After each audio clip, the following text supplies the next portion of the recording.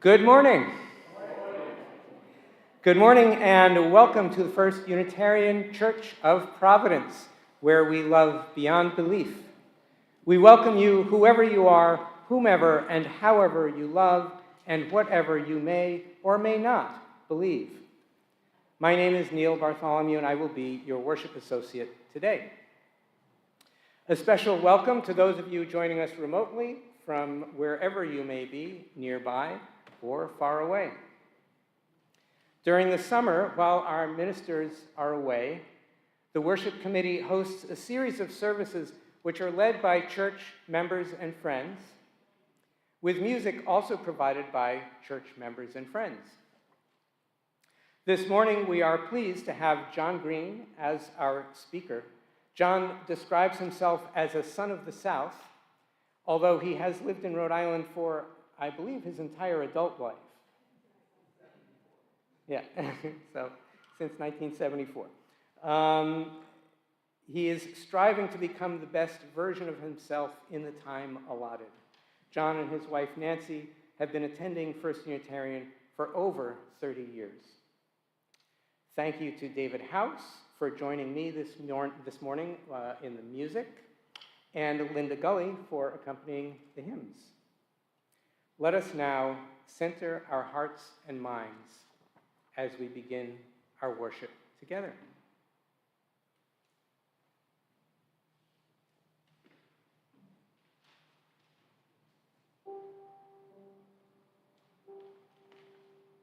Oh, before we start, I'm going to say a little bit about the lyrics, because it's by Thomas Morley. It's from Elizabethan times.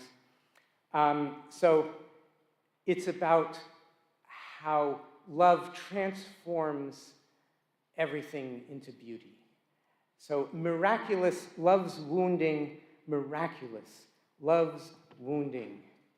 Even those, and a couple of weeks ago, I saw Phyllis, and I said to her, oh, we're going to be singing a love song to someone named Phyllis in a couple of weeks. And Phyllis, with her great knowledge as a scholar of history and all of that, she said, oh, those Phyllises in those days, they were always gallivanting around. And this Phyllis is not necessarily gallivanting around, but she is shooting darts into the poet's heart. So, even those darts, my sweet Phyllis, even those darts so fiercely shot against my heart, rebounding are turned to roses, violets, and lilies, with odor sweet abounding, miraculous.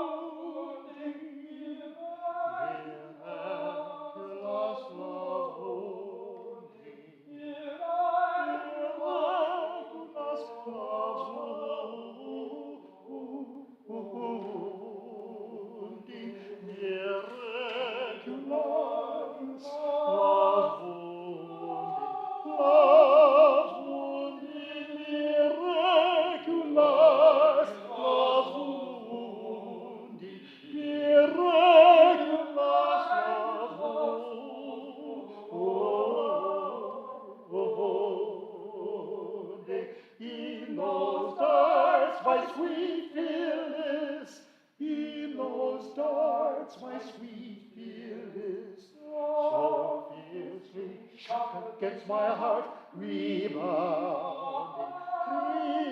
rebounding, rebounding.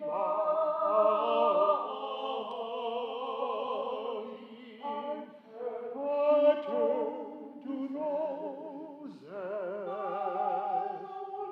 violets and leaves.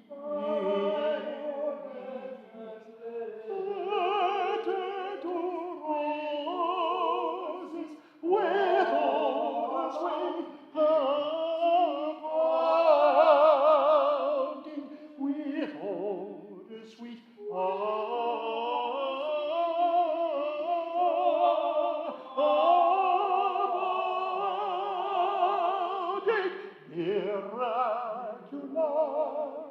love's wounding, miraculous, love's wounding, miraculous, love's wounding, miraculous, miraculous wounding,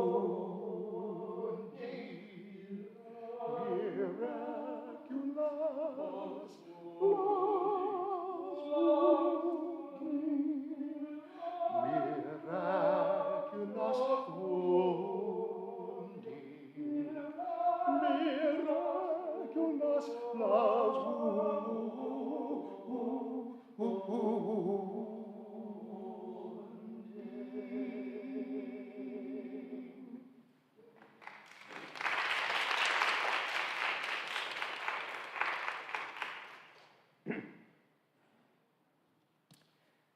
Please join me in the unison chalice lighting words that are in your order of service. This light burns also in our hearts, and it lights the way towards harmony, justice, and hope for all. And I didn't bring my copy to the service, but I think we're reading the covenant next. Yes, we are. Oh, I skipped the time of greeting. Yes. It was in my script. Okay, there we go. So let's do that. So this is, we've decided that the time of greeting should be before the chalice lighting because we create sacred space and then we don't want to be all chattery once we create the sacred space. So we've created the sacred space. We will be respectfully chattering with each other. Please, this is our time when we greet each other and greet folks that are near you or far away, folks that you know, folks you don't know.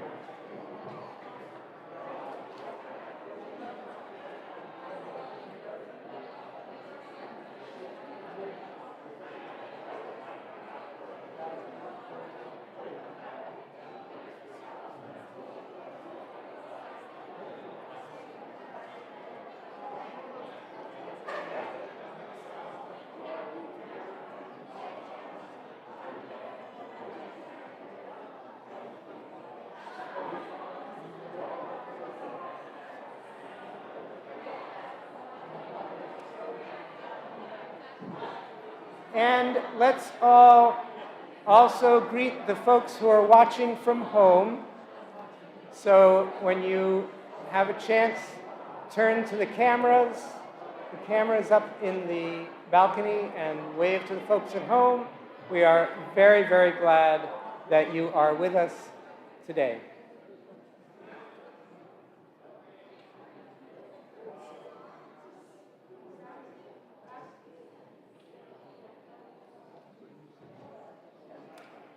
So, now that we have greeted each other within our sacred space, we will together read our covenant, which is also printed in your order of service. And as we always say, if you're not a member, you're welcome to say it with us or not. We like what it says. We, the members of the First Unitarian Church of Providence, with respect for the worth and dignity of each person, with wonder at the light we know by many names, and with gratitude for our deep connection to each other and to the larger web of existence, covenant to walk together in our search for truth, seeking the paths of wisdom, compassion, and justice. And please turn to your teal hymnal And we will do hymn number 1008, When Our Heart is in a Holy Place.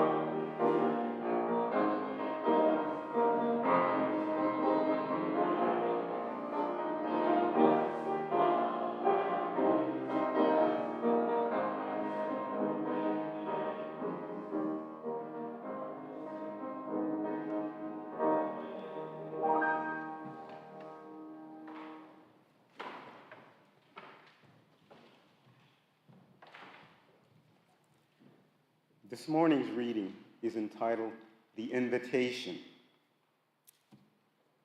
It doesn't interest me what you do for a living. I want to know what you ache for, and if you dare to dream of meeting your heart's longing. It doesn't interest me how old you are. I want to know if you will risk looking like a fool for love, for your dream, for the adventure of being alive. It doesn't interest me what planets are squaring your moon. I want to know if you have touched the center of your own sorrow, if you have been opened by life's betrayals or have become shriveled and closed from fear of further pain. I want to know if you can sit with pain, mine or your own, without moving to hide it or fade it or fix it. I want to know if you can be with joy, mine or your own, if you can dance with wildness and let the ecstasy fill you to the tips of your fingers and toes without cautioning us to be careful, be realistic, or remember the limitations of being human. It doesn't interest me if the story you are telling me is true. I want to know if you can disappoint another to be true to yourself. If you can bear the accusation of betrayal and not betray your own soul. I want to know if you can be faithless and therefore be trustworthy. I want to know if you can see beauty even when it is not pretty every day, and if you can source your life from its presence. I want to know if you can live with failure, yours and mine, and still stand at the edge of the lake and shout to the silver of the full moon, yes. It doesn't interest me to know where you live or how much money you have. I want to know if you can get up after a night of grief and despair, weary and bruised to the bone, and do what needs to be done to feed the children. It doesn't interest me to know who you know or how you came to be here. I want to know if you will stand in the center of the fire with me and not shrink back. It doesn't interest me where or what or with whom you have studied. I want to know what sustains you from the inside when all else falls away. I want to know if you can be alone with yourself and if you truly like the company you keep in the empty moments.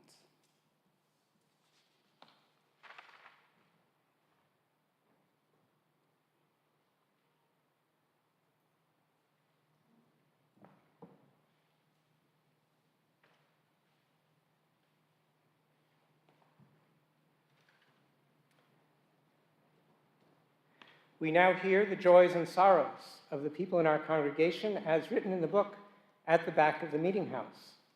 Our partner church in Transylvania carved the beautiful candlestick pedestal for the large candle from which we light our individual candles of joy and sorrow. We have one entry in the book from David and June House, a message of joy as our dear son Seth prepares for a new life as an electrical engineering student at University of Maine at Orono.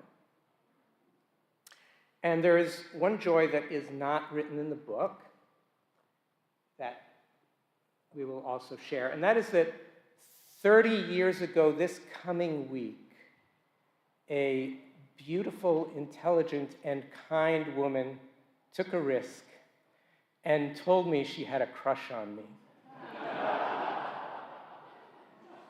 We're still crushing it.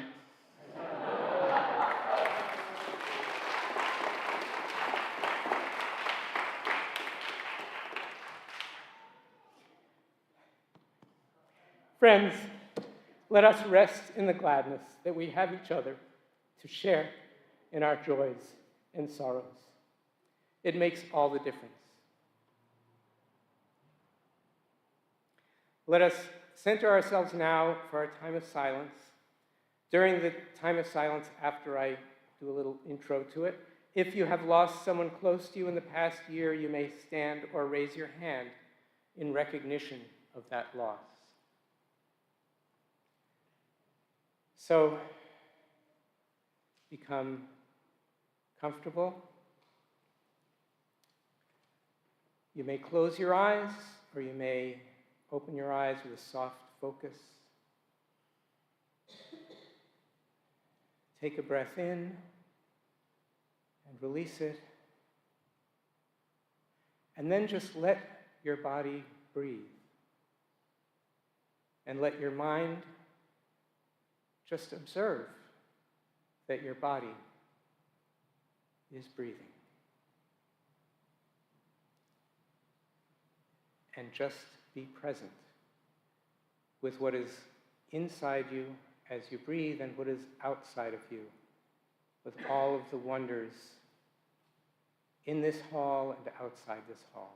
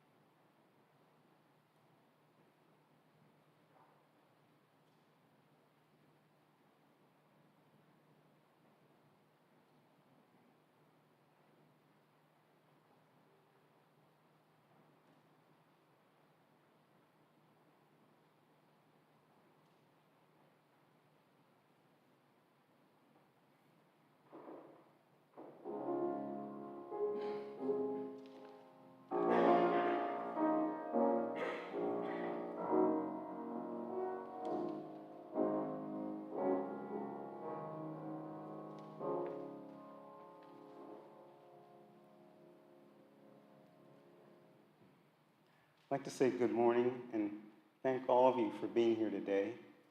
I want a special shout out to those of you who are watching from home. And I want to thank our wonderful musician here. I want to thank Neil. I want to thank Dave. I want to thank my wife, Nancy, who keeps me plugged into the 21st century. As always, I stand before you in the spirit of sharing and in the spirit of healing. Today's topic is this body of mine.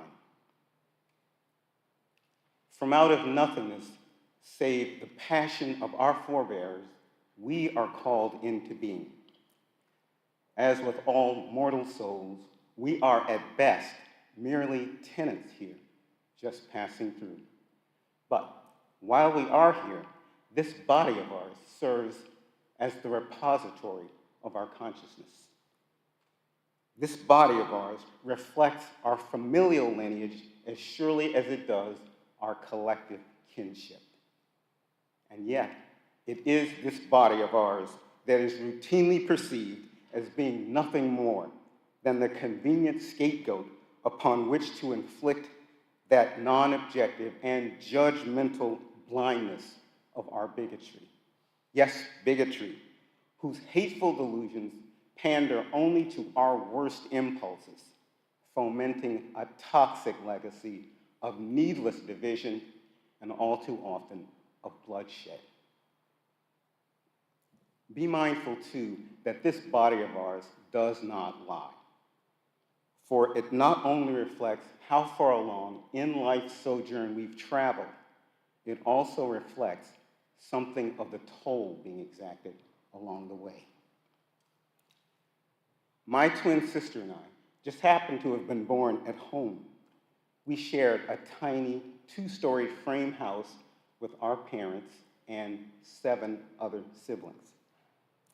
In looking back, I now see that money as well as privacy were always in short supply.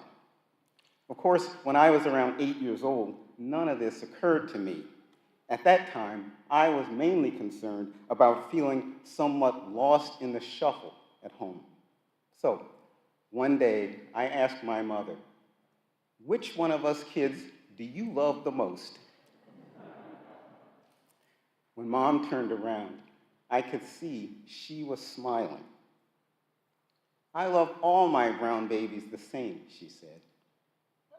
I wasn't satisfied. "Mama," I asked, "if you love us all the same, then how do you tell us apart?"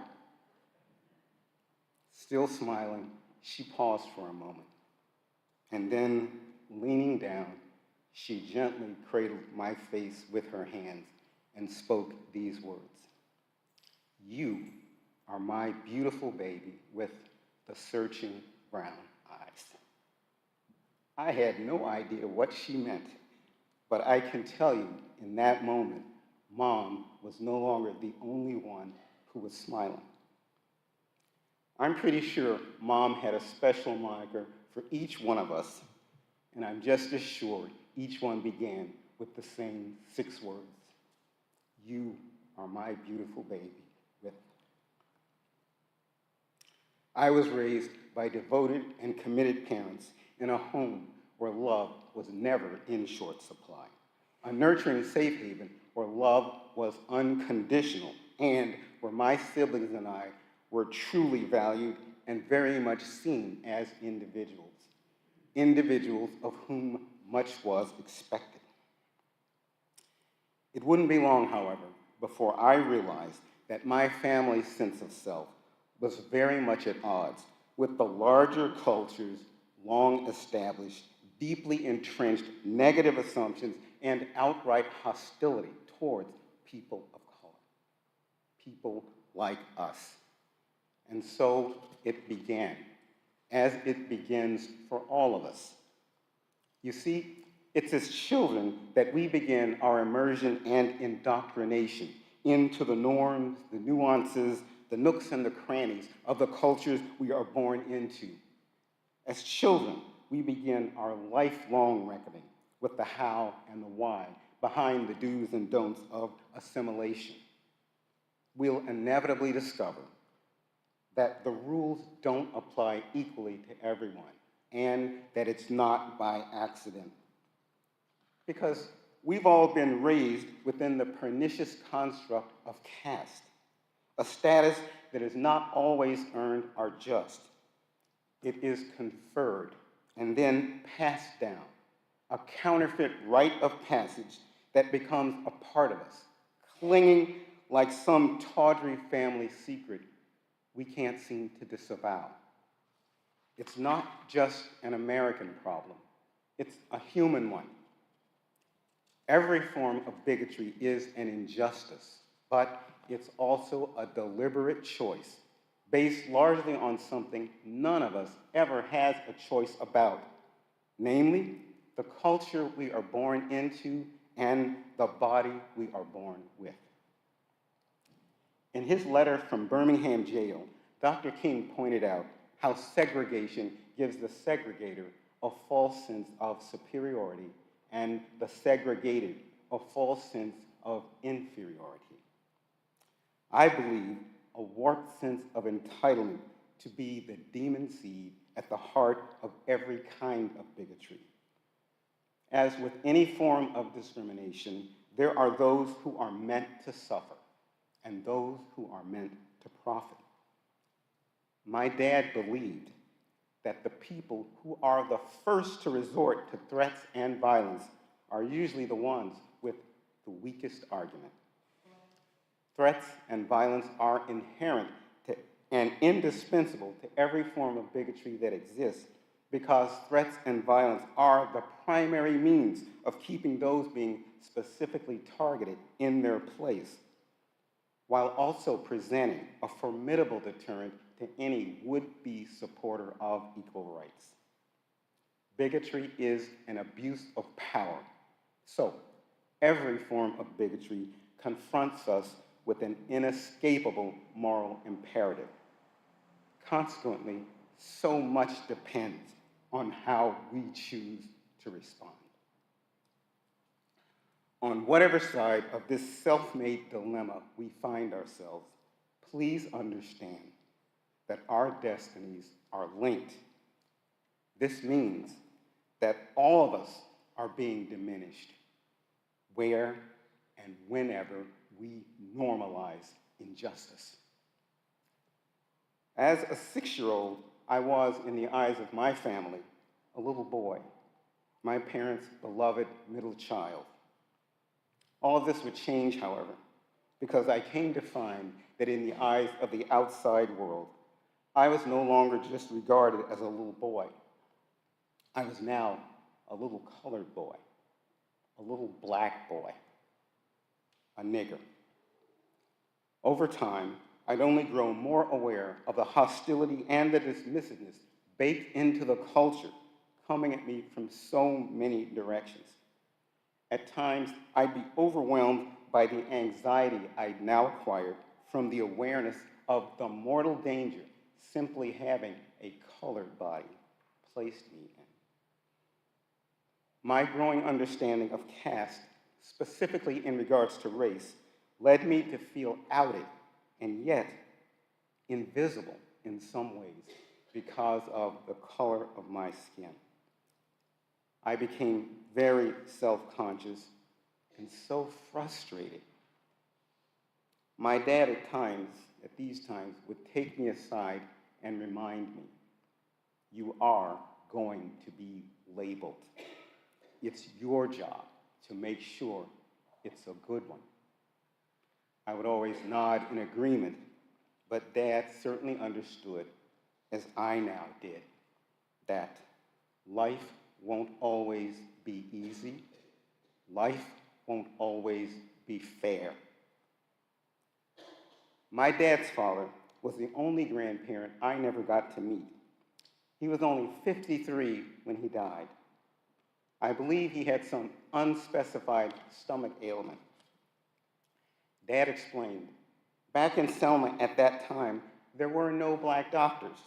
If any white doctor agreed to treat you, you had a chance. If not,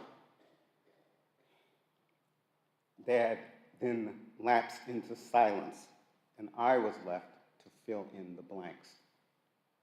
What my dad couldn't say was, if not, you found yourself abandoned and simply went on suffering, or as in my grandfather's worst case scenario, left to die an untimely and ignominious death at the hands of doctors who'd taken an oath to do no harm, yet who also knew they would never have to face any consequences for refusing to treat my grandfather and possibly saving his life.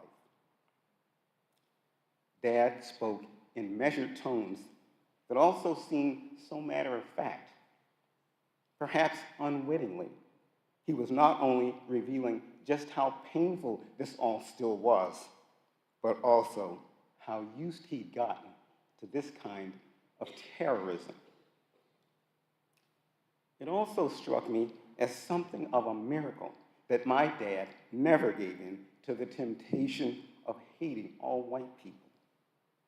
I asked him how and why he'd been able to do this. You can only meet people one at a time, was his answer.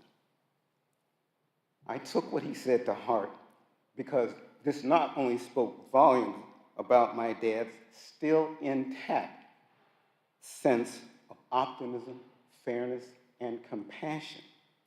It also mirrored my own impossible dream of being able to actually see others as individuals and having them reciprocate now come into sharper focus as something I might actually accomplish.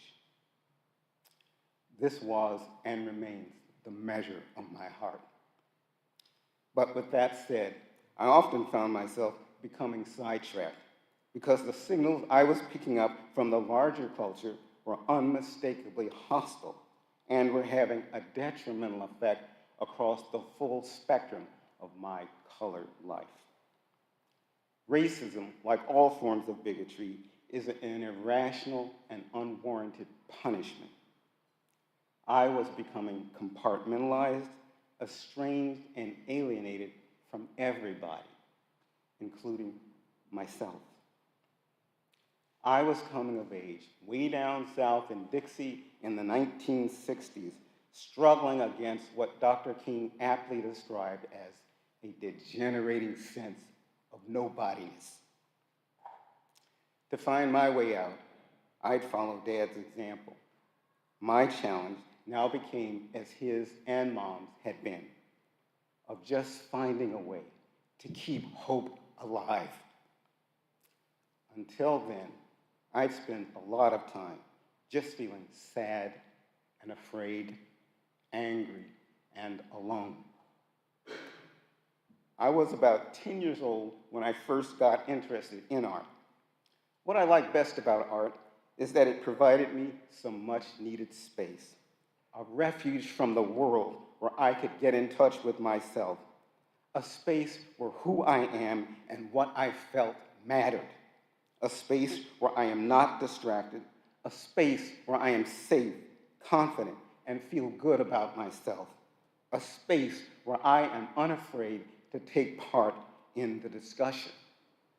Art and life are all about possibilities. Art empowers me like nothing else has to explore the possibilities. As a college sophomore, I was set to take my first life drawing class. I was the only black kid in the class. I had no idea what to expect or how I'd react. However, when the time came, I gazed at the model and realized that just looking at her couldn't take me where I needed to be. Developing an ability to see was the only way. I, of course, had a rudimentary knowledge of anatomy, but I wished to capture and convey a sense of her as an individual. I paid close attention to the size, the shape, and the proportion of her features, to any gestures that might give me clues about her attitude or emotional state.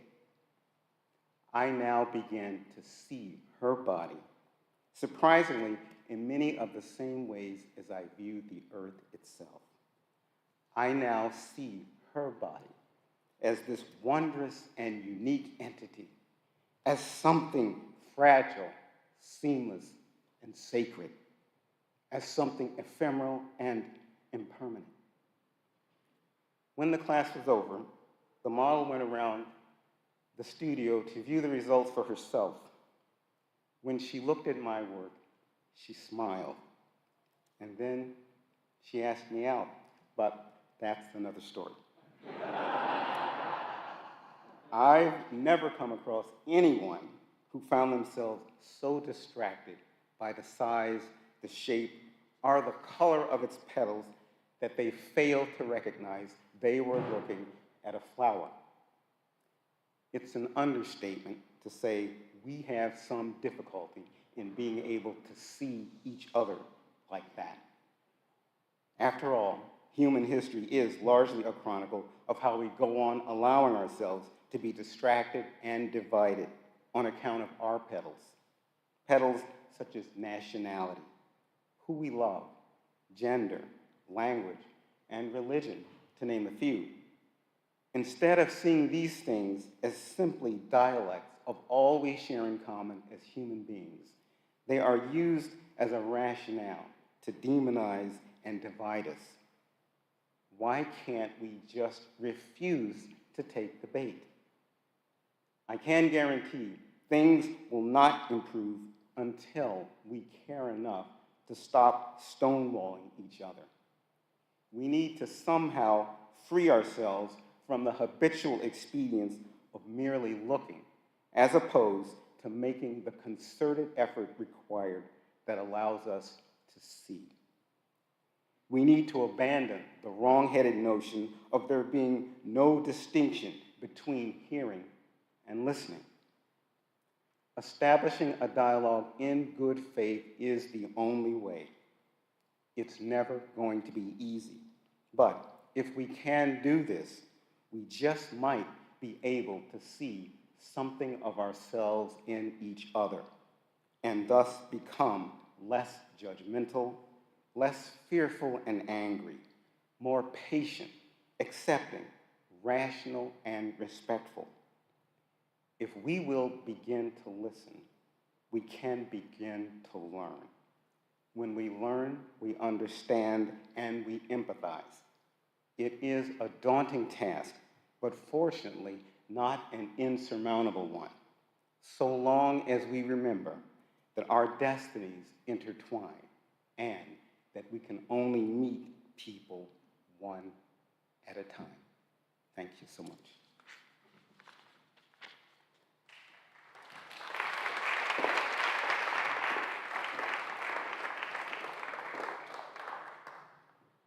Please rise in body or spirit and join in hymn number 83, Winds Be Still.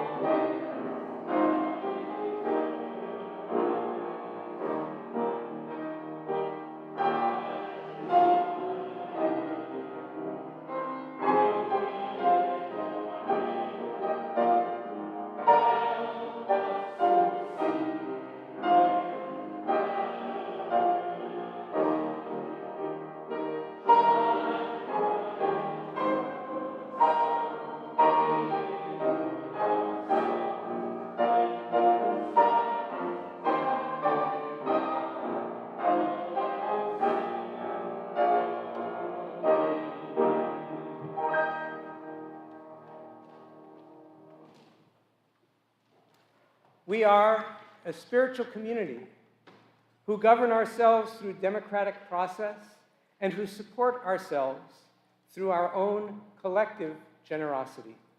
We take responsibility for how we conduct ourselves as individuals and as a community, and love and generosity are among our core spiritual values.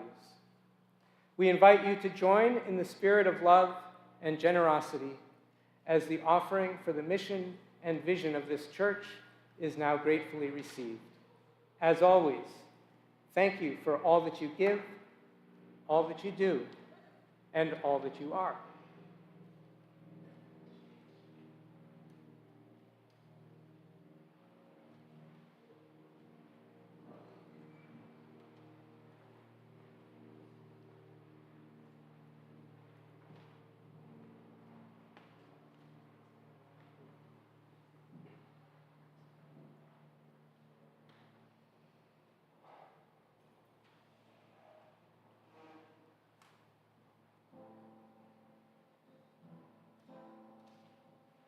When you're down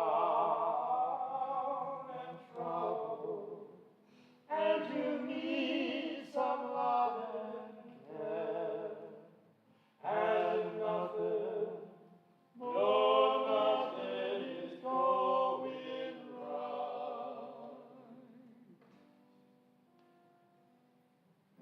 Close your eyes and think of me, and soon I will be there to brighten even your darkest night.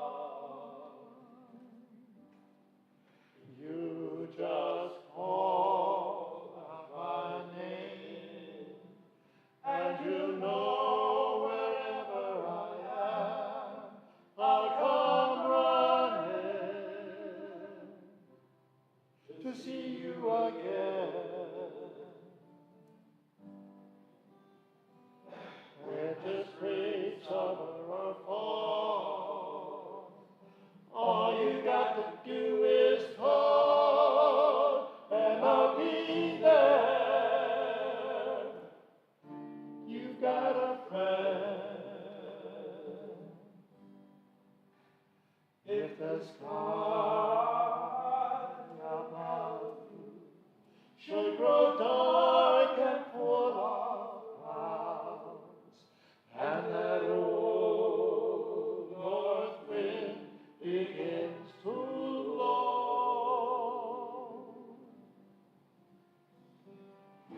keep your head together and call my name out loud, and soon I'll be knocking at your door. You just call out my name, and you know wherever I am, I'll come running to see you again. Winter, spring, summer, or fall, all you got to do is call, and I'll be there. You got a friend.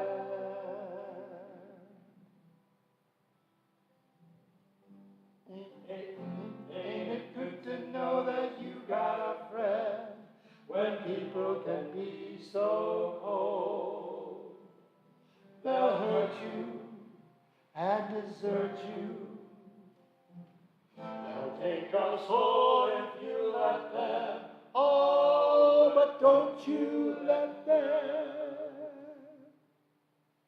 You just call out my name, and you know wherever I am, I'll come running to see you again. Winter, spring, summer, or fall, all you got to do is call.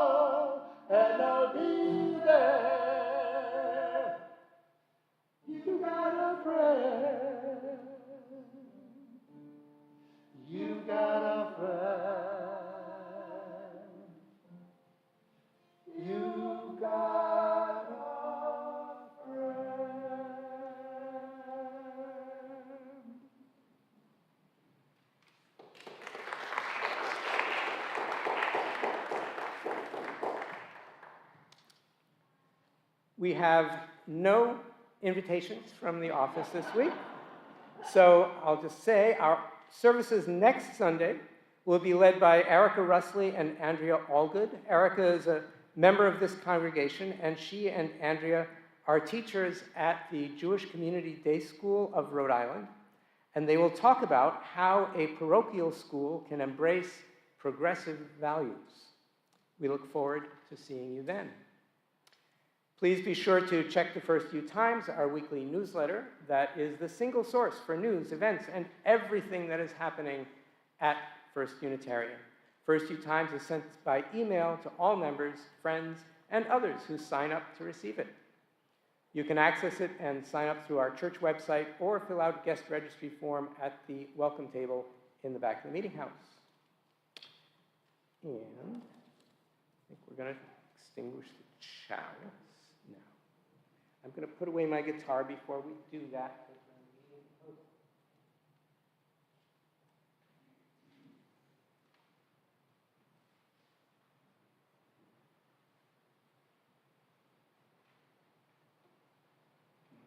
And it's not in your order of service, but after the postlude, we are going to do May Love Be Your Guide, which is on the blue card in your pew. So that's coming in a little while. Now we will together recite the chalice extinguishing words that are in your order of service.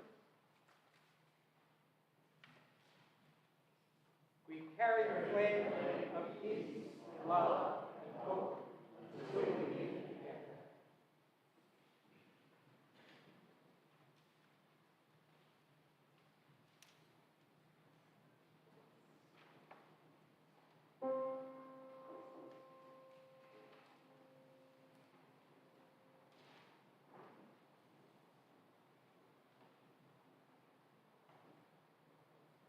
Lo, hear another love. Oh, I'm sorry, is that the right pitch? Thank you so much. It was a lovely tone, but we would have been in the stratosphere, real soon. Thank you so much. There we go.